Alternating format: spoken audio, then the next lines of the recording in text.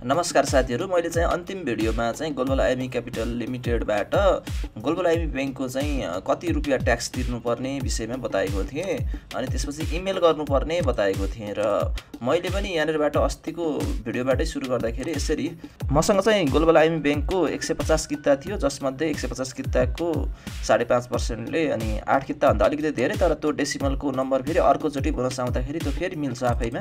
र अनि 36 किता मैले त्यो मर्जर भइसकेपछिको 2 वर्ष पिरियड पछि किनेको 36 किताको चाहिँ त्यो यहाँनिरबाट ट्याक्स चाहिँ मैले तिर्दै गर्दाखेरि 9.9 थियो र यही 9.9 रुपैयाँ चाहिँ मैले यहाँनिरबाट जीमेल मार्फत मैले यसरी पठाएको थिएँ। जस्तो कि यहाँ देख्न सक्नुहुन्छ ट्रान्ज्याक्सनमा पनि मैले क्युआर कोड जुन चाहिँ सुरुमा खोल्ने बित्तिकै आएको थियो त्यसमा पठाउँदाखेरि मैले के भनेर पठाएको थिएँ भन्दा BOID रिमाक्समा पनि दिएको थिएँ र 9.90 रुपैयाँ चाहिँ मैले क्युआर कोडमा स्क्यान गरिदिएर पठाइदिएको थिएँ। र अनि मैले लेखेको थिएँ my name is Dikpal KC, number यति छ, रजिस्टर इमेल यति हो, 150 किता हो, अनि न्यू सेयर आफ्टर मर्ज भनेको चाहिँ 36 किता थियो, ट्याक्स पे अमाउन्ट 9.9 थियो, ट्रान्सफरेबल बोनस चाहिँ 8 एन्ड डेसिमल भ्यालु भनेर पनि लेखिदिएको थियो, अनि एट्याचमेन्ट चाहिँ यहाँनिरबाट राखिदिएको छु भनेको थिएँ र लगभग 12 दिन अगाडि त्यो भनेको थिएँ। तर मैले चाहिँ यो 2 दिन अगाडि फेरि मेल गरेको थिएँ, किनकि मैले एकचोटि फोन गरेर पनि सोधेको थिएँ कहिले आउँछ त सेयर भन्दाखेरि 1 हप्ता जतिमा आउँछ भनेको थियो।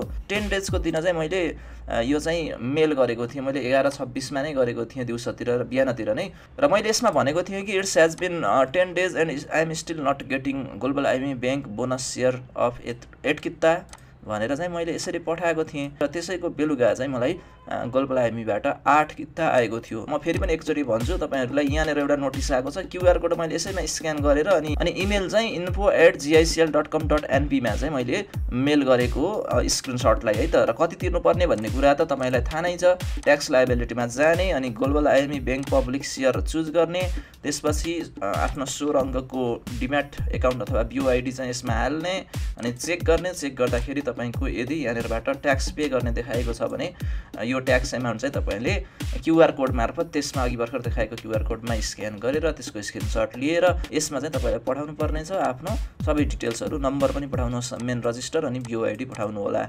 अनि त्यसपछि आउँछ। अनि मैले यहाँनिरबाट हेर्ने 150 कितामा 8 किता थपिसकेपछि यहाँनिरबाट 158 किता भएको छ। अब तपाईले आफ्नो खातामा बोनस सेयर आइसकेपछि तपाईले यहाँनिर गएर पेन्डिङ स्क्रिप्टमा चाहिँ यो देखाउँछ ग्लोबल आइएमई को चुज गर्ने अनि त्यसपछि प्रोसिड गर्ने र यसलाई WACC गर्न सक्नुहुन्छ।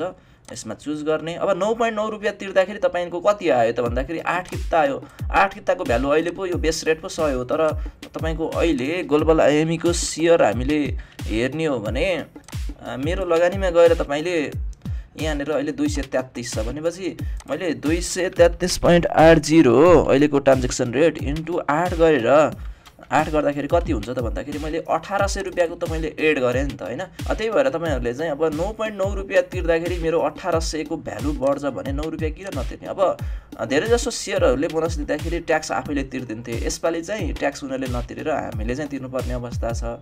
खासमा कुरा एउटै नै हो, तपाईले चाहिँ त्यो बोनस सेयर क्लेम गर्नको लागि ट्याक्स तिर्न चाहिँ नबिर्सिनु होला है त। र त्यो ट्याक्स तिरेपछि तपाईको 8 वटा किता एउटा एसेट त बढ्यो नि त, 8 किता बढ्यो। अब यसको भ्यालु बढ्ला घट्ला जे भए पनि 9 रुपैयाँ तिर्दा 1870 बढ्छ भने तपाईहरुले किन उस नगर्ने त। सबैको यति हुन्छ भन्ने हुन्न। मेरो त 8 किताको भ्यालु, तपाईको धेरै किता छ भने तपाईको धेरै भ्यालु, इभन एकै किता छ भने पनि तपाईले तिर्न चाहिँ तिर्नु होला है त।